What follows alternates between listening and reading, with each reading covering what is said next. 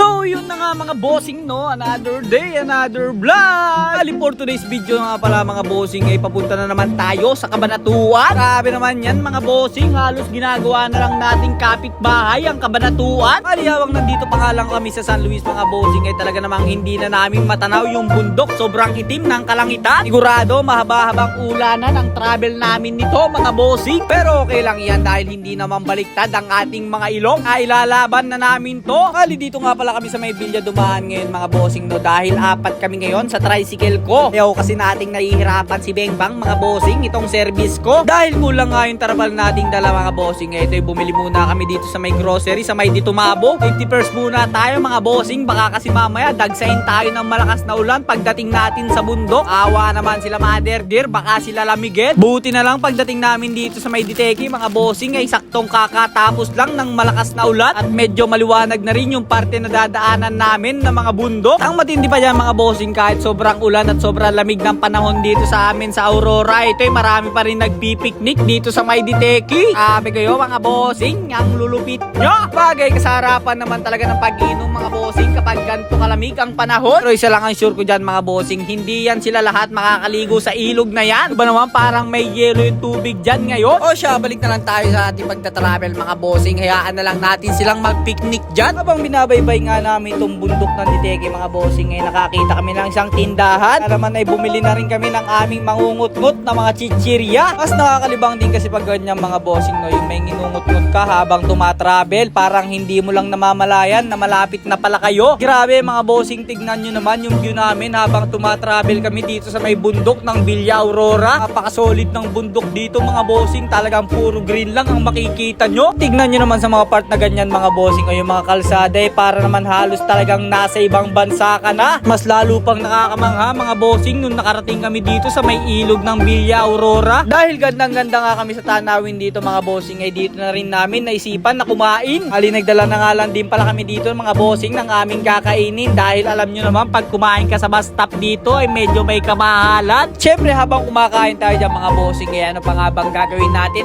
Mag shoutout muna tayo. Shoutout po sa iyo Ma'am Luz Biminda Azarias from Kasiguran, Aurora. Shoutout din po sa kanyang mga kapamilya sa Barangay Sabang, ang mga Isagire family. Sa iyo din bossing Ralph Loren Cabarabang from Cabanatuan City. Sabi naman yun mga bossing, lumalayo talaga nahayun ng ating mga video. At oo nga pala mga bossing, shoutout nga din pala sa ating dalawang kaparehas na content creator din. Shoutout sa inyo bossing Max Pabalan at J Vlog. Pasupport nga din yan mga bossing, solid din yung mga content yan sila. Syempre sa solid followers natin mga bossing na si Ryan, shoutout sa iyo. Siya, balik na ulit tayo mga bossing, tama na muna yung shoutout na yon. Ipagdaan nga pala natin mga bossing dito sa may isa sa sikat na piknikan sa may Labi River. Ito mga nakangat yung mga kubo nila. Ano ba naman sa walang tigil na ulan mga bossing ay talagang meron ding kalakasan yung agos ng tubig dito. Dito nga sa part ng bundok na to mga bossing, ito ay may nadaanan pa kaming naglandslide na mga bato. Buti na lang mga bossing at hindi naman ganong malala yung pagguho ng mga bato dito at nandito lang sila sa mga gilid. Sa mga babiyahe dyan mga bossing at dito kayo dadaan sa Villa Aurora ay mag-ingat po kayo. Lalo na sa may part na yun mga bossing, paano ba naman wala nang kapuno-puno yung bundok doon. Na naman siguradong prone na talaga ng landslide yun. Makalipas nga lang ang ilang minuto mga bossing, ito ay nakita na rin namin yung signage ng I Love Bungabon. Dito nga pala yung sign mga bossing na tapos na kayo sa mga paikot-ikot na bundok na yan, dahil ito ay kasunod na nito ay patag na. Na naman ay medyo nakahinga-hinga na rin tayo ng maluwag. Ali ang kasunod naman nito mga bossing ay walang kamatayang straightan. Nung makarating nga kami mga bossing dito sa may arko ng Bungabon ay meron din pala nagiging resort dito pag umuulan. Buti na lang mga bossing ay hindi lang din ganong kalaliman yung resort dito, kaya ito ay okay lang din. Nakadaan lang din na maayos yung sasakyan dito. Doon kasi sa amin mga bossing sa may Gloria pagka umulan ay napakalalim ng tubig doon. Tapos ilang araw lang mga bossing ay magugulat ka na paano ba naman makikita mo na siya sa may Facebook na may dumadaan na malalaking barko. Pero dati lang naman yun mga bossing, dahil ngayon ay mabisa na yung ginawa nilang kanal doon at hindi na bumabaha. Yung biyahe namin ngayon mga bossing medyo matagal-tagal. Ano ba naman ay napakalakas ng hangin, tapos pakontra pa yung andar namin. Dating 3 hours lang na binabiyahe namin dito mga bossing, ngayon naging 4 hours na. Pero okay lang naman yun mga bossing, kahit nga abutin pa kami ng 5 hours o kaya 6 hours. Ang bahalaga lang naman doon ay makadating kami ng safe.